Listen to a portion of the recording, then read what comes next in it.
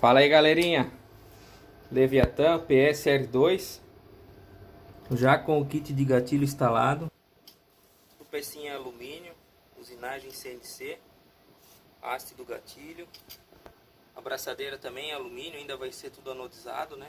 E o trilho também não é esse, mas também vai ser um estilo assim.